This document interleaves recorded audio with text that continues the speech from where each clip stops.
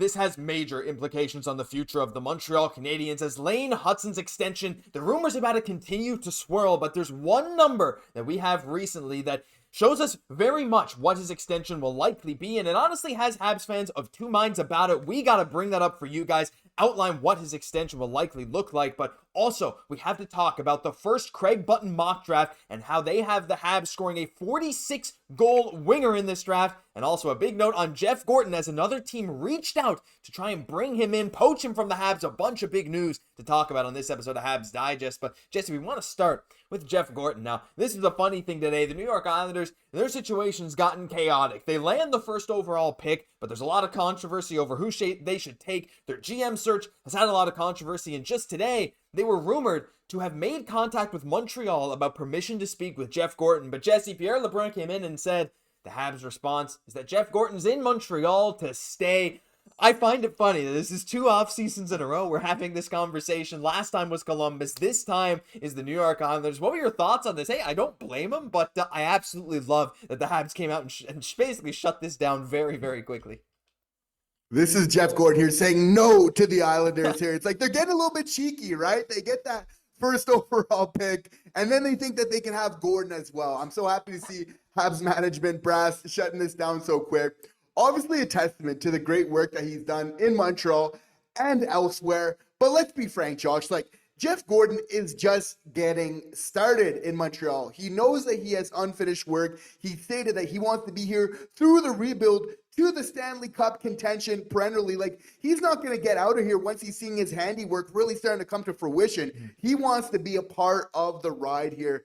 But it's really at moments like this, Josh, of course, that we are so thankful for that great relationship that Kent Hughes and Jeff Gorton has, because this is still a GM position in the National Hockey League. It matters. And having these great relationships between our boy Kent Hughes and Jeff Gorton here, as we know, just so apparent their camaraderie, but also how they just work so well professionally. Like, the good vibes for this organization, it starts with them. It extends down to Martin St. Louis and even the team and kind of the good relationships that they have as well, right? Both professionally, out, in the rink and outside of it as well. So I think that that's a big reason why our boy Jeff Gorton's going to be staying with us as well. Absolutely. Like you said, unfinished business. He's just getting started. He's here for the long haul. I'm sure he enjoys his role as EVP. It's like there's so much to love about this Habs organization and where we're going. And look, the Islanders situation would be a challenge, and some people might be up for that. We'll see what happens there, but just very happy to have Jeff Gorton sticking around. Let us know your thoughts on that down below. I think it's always a good sign when other teams try to poach your guys. It shows you're doing something right. But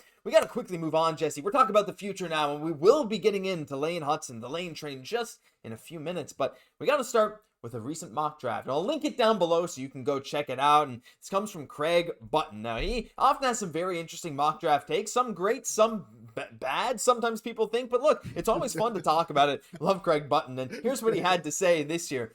I think for the Habs, Justin Carboneau, they don't have a player like this. He's hard driving. He's a skater. He's really developed. You start to think about where their team is at in different spots. They have a lot of talent, but a player like Justin Carboneau, I think, adds to them. And, on one hand, Jesse, I'm one of these guys who's always just draft the best player available. You don't necessarily draft for fit for a guy you don't have in the organization. But Montreal right now, with so many players locked up there with our prospects potentially getting blocked in, getting a guy who maybe won't be blocked in is not a bad idea. And just looking at his stats, 46 goals in 62 games in the queue this year. Other than Michael Misa in Craig Button's first 16 overall pick mock draft, there's no one with more goals this past season than Justin Carboneau, except for Misa, like I said. 89 points. He's a good skater, Jesse, which is great. Coming out of the queue always concerns me a little bit, but I think this is an interesting take here. What are your thoughts on this goal-scoring winger? Very interesting, right, that we can get an impact player at number 16 overall. The question is the brass really going to feel like Carboneau is that type of player? Like, for the context here, I think just firstly is that, like, the Sabres are picking 9th overall after the season they had. For us to be picking 16th and then 17th, right? Like, to have Calgary's pick after just coming out of the playoffs, I think that that's just so important, right? Like, the Sabres, after this terrible season, we're not trying to put salt in the wound, right? Like, that's what they get, their 9th overall pick. Like us, we're going to the playoffs, having a selection 7 picks later. I mean, just a piece of masterwork by Kent Hughes. But on the player, Justin Carboneau here, like, we see a lot of compete, which was a big thing from Jeff Gorton at the presser. Like, we got into the playoffs and we want to get guys that kind of fit that mold, which is something you don't always see from like high goal scorers in the queue, bringing that kind of physical game as well. So that's what's kind of interesting about his game. For sure, when you're checking out the tape on him, the first thing that stands out is this guy has very good hands, like strong deking ability. Like this guy loves the toe drag, but he's got other moves as well, which is really what's impressive about his game.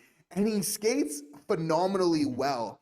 So that's a big thing. You know, he's kind of like, and again, I don't want to just draw comps to Xhekaj because that's who we picked around that area last year. But again, he's got those wheels where it'll make you kind of think of Xhekaj, the way that he gets up and down the rink kind of so easy there.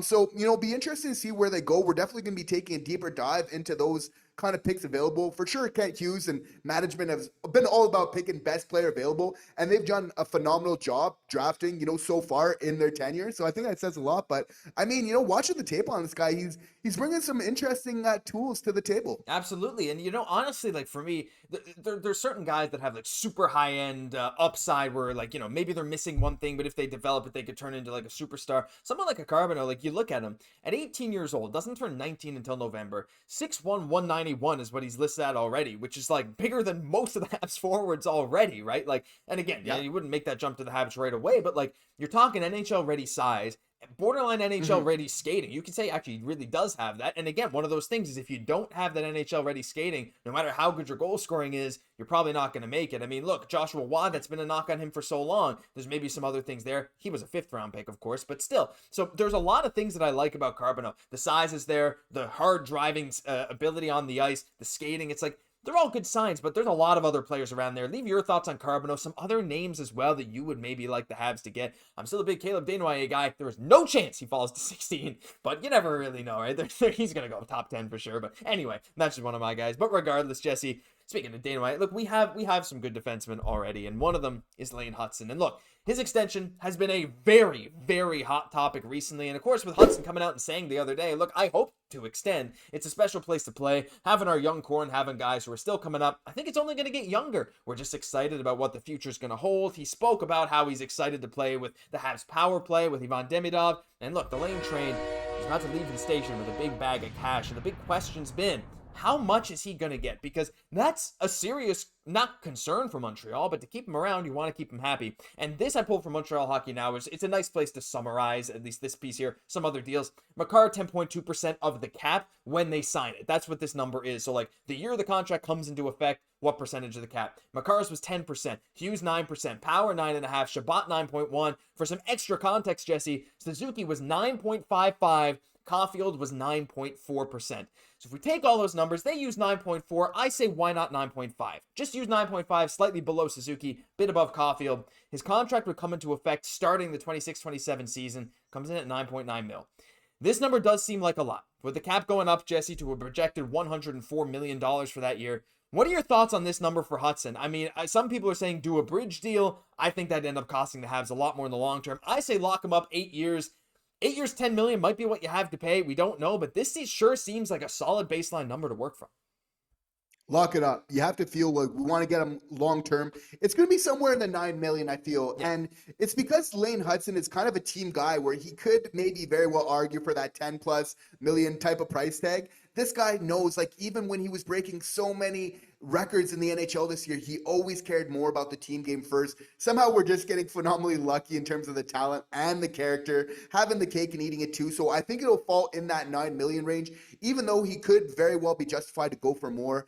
But you have to feel like Jeff Gorton, Kent Hughes, they're going to want to catch this Lane train like as quick as possible, because every day that you let this keep going on, with, let's say he just goes out and does another historic season next year, like this price tag is just going to keep going up. There's some guys where you can feel a little bit more confident about maybe kind of waiting. This is not one of these players. Like, you want to get ahead of this. It's as early as July 1st where you are able to sign him.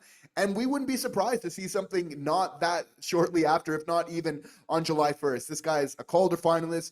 He's a Calder winner. We're getting ahead of ourselves, but like, this guy's a runaway with it at this point in time. And I think he's fully justified. Again, when we're looking at this, we know with Suzuki, we had the internal cap structure where things were below him. But if we're sticking still to that kind of percentage of the cap, that makes sense, right? Like, we need to recognize the salary cap is going up. People are going to start getting paid more than Nick Suzuki on the Habs, but it needs to be for like the right players. And this is definitely somebody like, please, let's lock this guy long term because I want to see him in Montreal for the next 8 years plus. Yeah, I mean, if we're talking 8 years by 9.5, I mean, honestly, I think I'd be okay with that. Again, the actual number, like, it's hard to look at then. You see, like, Suzuki, Caufield, Slaf, all under that 8 million.